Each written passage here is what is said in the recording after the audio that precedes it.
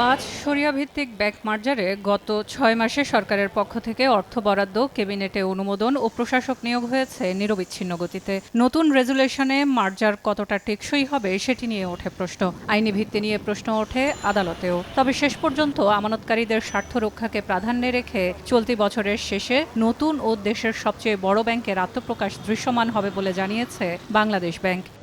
Success history ছাড়াই আমরা এখানে কাজটা শুরু করেছি এবং কাজ শুরু করে এখানে যে প্রতিটা ধাপে বিভিন্ন স্টেক হোল্ডার এই আমাদের সংক্ষুব্ধ হতে পারে, তারা আমাদের এই প্রসেসটাকে চ্যালেঞ্জ করতে পারে এবং সেই আইনি চ্যালেঞ্জ মোকাবেলা করে এটাকে সফল করতে হলে অবশ্যই একটা দীর্ঘমেয়াদী সময় লাগবেই। হয়তো বা জিরো থেকে না হলেও মাইনাস থেকে শুরু করবে, কিন্তু মাইনাস থেকে জিরো থেকে পজিটিভ সাইনেও সরকার উঠবে।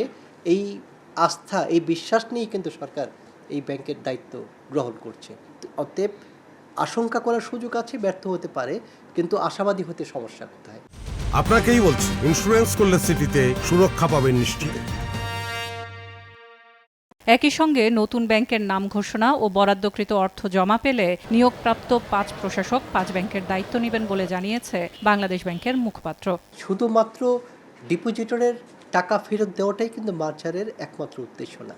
মার্জ করা এবং পরবর্তীতে আরেকটা ইনভেস্টর গ্রুপের কাছে এটা তুলে দেওয়াটাই একমাত্র লক্ষ্য থাকবে, নাকি সরকারি চাপে একটা ইসলামিক ব্যাংক রাষ্ট্রীয় মালিকানাধীন থাকুক, তার মাধ্যমে আমরা জনগণের স্বার্থ সার্ভ করব, একই সাথে এটা একটা লাভজনক প্রতিষ্ঠানে পরিণত হবে। ব্যাংকগুলোকে পৃথকভাবে সহায়তা করে ফেরানো সম্ভব ছিল কিনা এমন প্রশ্নে বাংলাদেশ ব্যাংকের মুখপাত্র জানান, অতীতে একাধিকবার তারল্য ও মূলধন ঘাটতিতে সহায়তা করা হলেও ব্যাংকগুলো ঘুরে দাঁড়াতে ব্যর্থ হয়েছে। ফলে আর্থিক খাতের কল্যাণে মার্জার ছাড়া কোনো বিকল্প নেই। এই ব্যাংকগুলোর অবস্থা এতটাই শোচনীয় ছিল যে সেই ব্যাংকগুলোকে আইদার এটাকে ব্যাংক রান হয়ে যাবে, অন্যথায় যদি গ্রাহক তারপর তাদের যারা এমপ্লয়ি আছে সবার স্বার্থ বিবেচনা করা হয়, তবে তাদেরকে একীভূত করা ছাড়া আর কোনো বিকল্প ওই মুহূর্তে বাংলাদেশ ব্যাংকের কাছে ছিল না। এই ব্যাংকগুলো আর টিকে থাকার, এককভাবে চলার মতো সক্ষমতা হারিয়ে ফেলেছে।